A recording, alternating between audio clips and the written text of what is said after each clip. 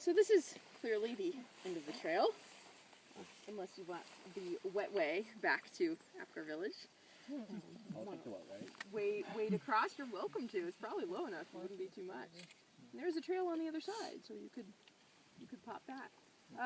But I like to come out here and finish because you just get a really nice view, you know. It may not be that epic, stunning Logan Pass, high alpine sort of scenery, but nevertheless, it's still a really lovely spot, I think. And you get a good idea of how all these different things are coming together and intermixing. I mean, you can see the influence of the water in the creek and how that changes right on its banks, what we're seeing in the plants and the forest beyond. You can see the views of the hills and mountains further to the south out in the distance and to the west. And we can see the changes in the forest. Right again, we're on the boundary of that Robert Fire coming down, and then right across the creek we don't have it. And so you begin to see how all these different pieces of the puzzle come together. And really, even though things are broken and are changed and sort of disturbed by these natural processes, whether it's fire or water, the influence of humans or animals or geologic time, that it all ultimately ties back together. If we go back to the idea of the mosaic that we looked at earlier this morning, you can, think about it in a more artistic sense. The man that made this mosaic was an Italian named Marco De Luca, and he wrote something very interesting that I enjoy about his art and his process. He once wrote that mosaic became the way I perceived the world.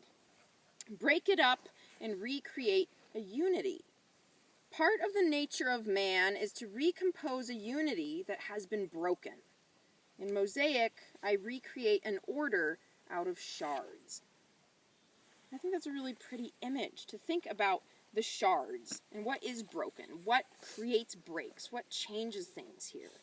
And yet, all of that working together, they're all natural processes. They're all supposed to happen. They're all supposed to take place. And when they all happen next to one another, ultimately, that seals it all up and you get a full, rich picture, a full, rich environment. And so I like to think kind of about the big idea of the national parks. Part of our mission statement is to preserve and protect these places. Sometimes when you think preservation, you think about keeping it the same. But actually, part of what we're preserving is the ability for nature to make the changes that it normally does. And so we're actually preserving the opportunity for these cycles to continue to take place. And maybe that's something that's very special in and of itself. And what's even more special is that this isn't just going on here in Glacier. This is going on in each and every one of us backyards.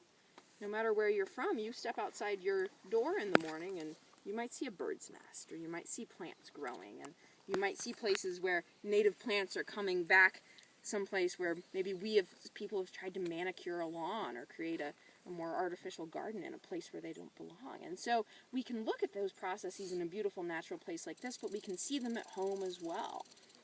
And so I encourage you to go out into the park, enjoy all the different changes, all the things that are moving and shifting that you might see. Maybe there's changes that you don't see actually moving. You can watch a glacier.